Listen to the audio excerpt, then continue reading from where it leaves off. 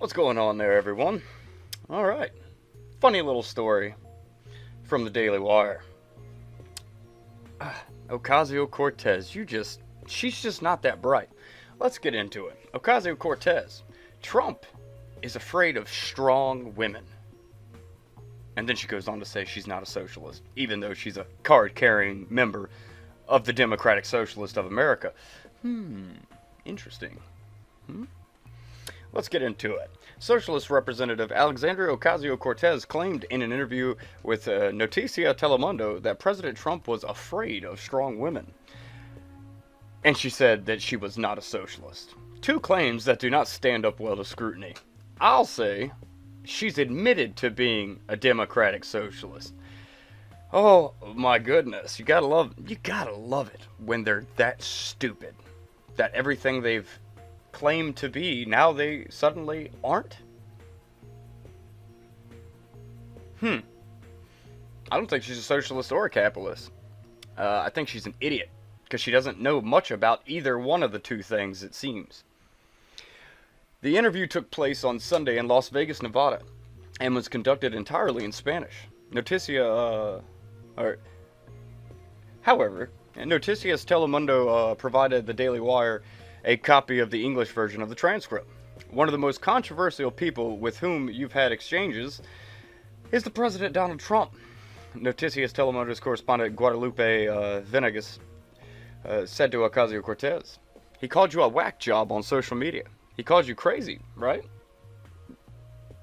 And she goes on to say, yes. What did you think about the president? Venegas asked. I think that if the president is calling me crazy, that's good. That's because you're insane. It's not good when people are calling members of our government crazy. Even though we seem to have no shortage of crazy people in our government right now. It's kind of odd. It would be a problem if he said he agreed with me. Yeah, that's a statement I want to hear a congresswoman say. It'd be a problem if the president agreed with me. I don't know how that makes any sense, but alright. Because he has a lot of issues, and you don't. He's a racist and he's anti-immigrants. But more than that, his administration is very corrupt. Now, let me kick back on this stuff.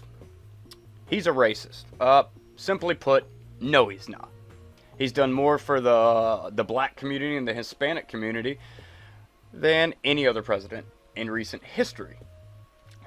Both of those two communities are rocking and rolling right now. That's not something that a racist would do. Okay? He wouldn't care about the urban areas. Not at all.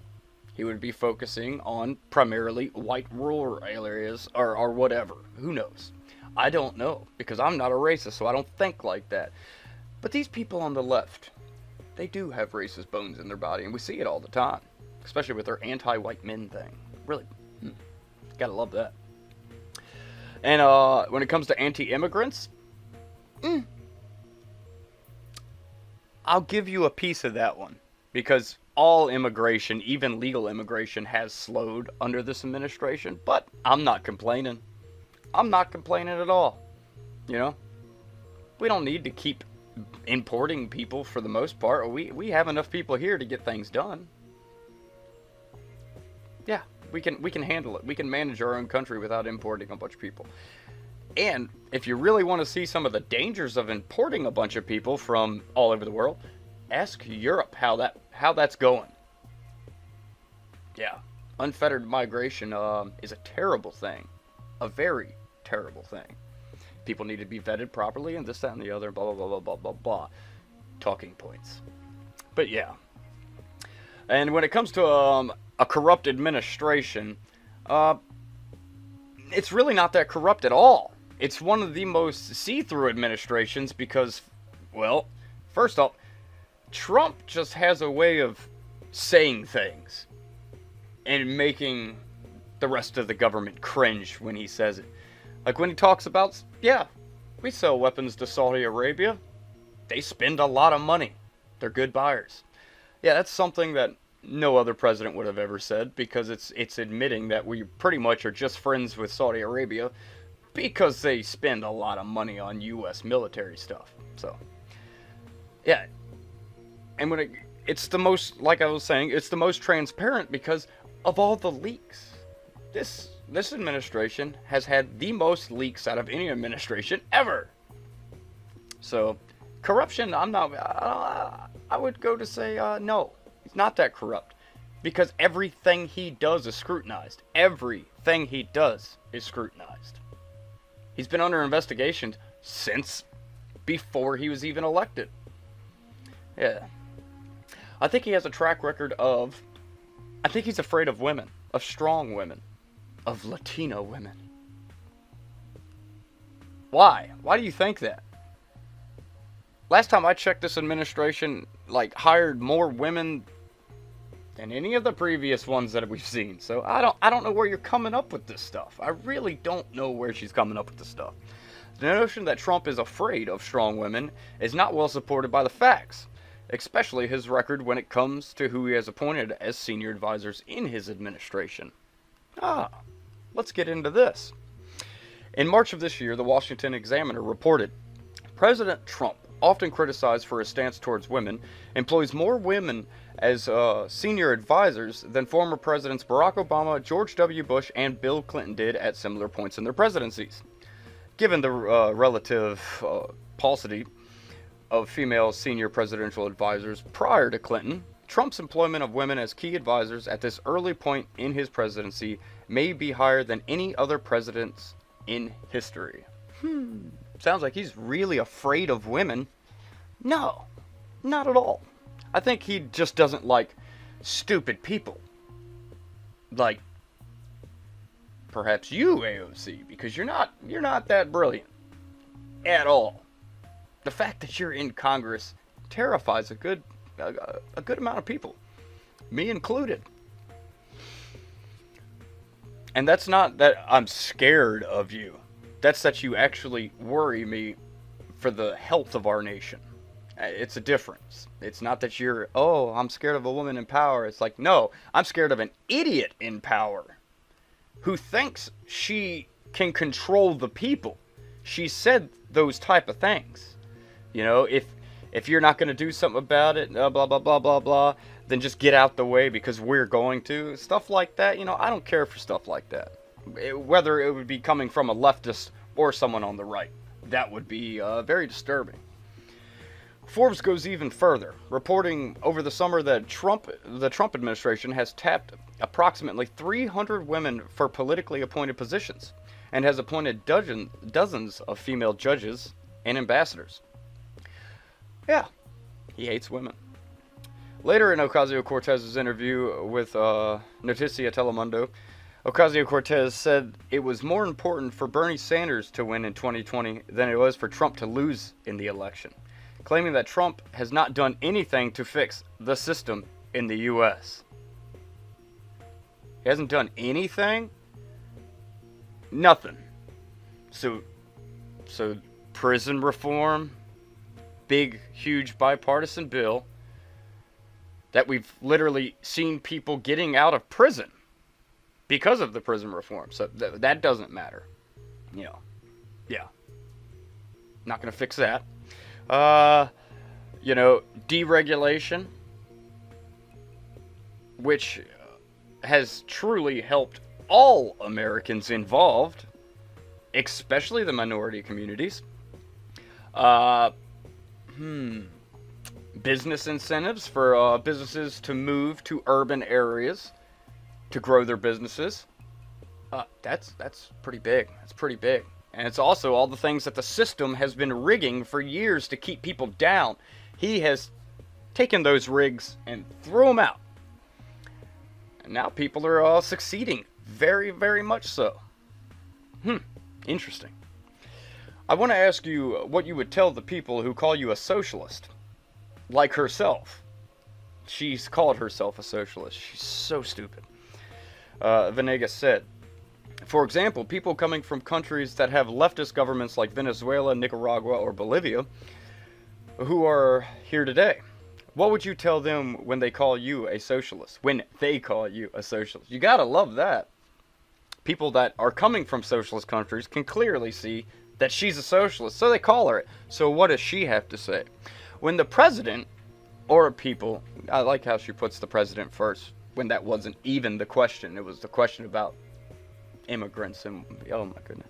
When the president or people call me that, I always say, look at our policies, what we're proposing. We're not advocating total control of the economy, Ocasio-Cortez claimed. We're talking about humane economic rights. We're talking about education, healthcare, and fair wages here in the U.S. Those values are called socialist values. No, they're not. No, they're not. Now, what you're really talking about is a complete and utter government takeover of those things, you know, of education, healthcare, and fair wages and stuff. You're talking about the complete and total government takeover of that. That's what you want to do. That is a form of socialism, borderline dictatorships. Oh, yeah. But to me, that says a lot about where we are in the U.S. Basic human rights are considered socialist. No, it's because you freaking leftists try to make everything a human right. I've noticed that. It's like everything. Healthcare is not a human right. Sorry. You know, sorry, it's just not. You're not born with healthcare. Therefore, to me, it's not a human right. And when you have to depend on someone else who went to college to study years and years and years of their lives away, yeah, you have to pay for that. You have to pay for that person to treat you because, you know, they paid to go to school. It's a bunch of, yeah, stuff like that. But what we see in this country is very different from what we see in others. Yes, because most of the countries that y'all say are the good ones, the good socialist countries, aren't actually socialist. They're capitalist countries that have a lot of social programs, and they're also, I say it all the time, drastically smaller with the percentage of people in their country. We have over 331 million people. That's a lot of people. These other countries you're talking about, some of them are only maybe a couple 100,000 of people in the whole country. They can actually afford to do these type of programs. It works for them. What works for some doesn't always work for others. Sorry, Ocasio-Cortez. Numerous op-eds by the editorial boards of major national publications have all described Ocasio-Cortez as a socialist, and numerous think tanks and research groups have noted that her $93 trillion, holy God, Green New Deal is a radical front. Radical front, too, for nationalizing the U.S. economy. That's a weird statement, the way it's written. Which is socialism. And Ocasio-Cortez has already admitted that her extremist proposal is a massive government intervention. Exactly what we don't need. Whenever the government gets involved in anything, they screw it up. Ugh. But yeah, so there you go. There you go. Ocasio-Cortez, your just blissful ignorance never ceases to amaze me. I'm so glad that most likely this woman's going to be voted out come the next election. Because she is truly a danger to us Americans, to our country as a whole, and probably to herself. So much ignorance wrapped up into one tiny little package. It's kind of crazy. This little goony bird, she needs to go to the roost.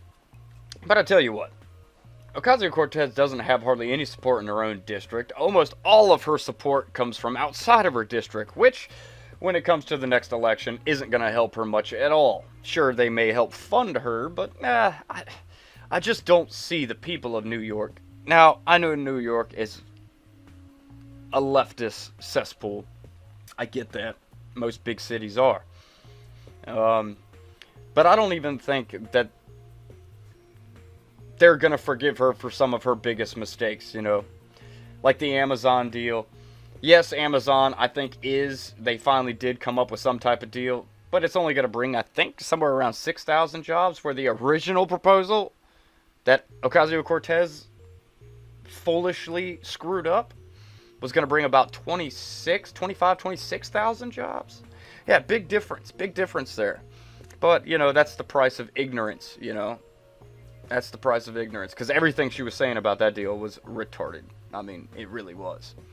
She thought a tax incentive was liquid cash.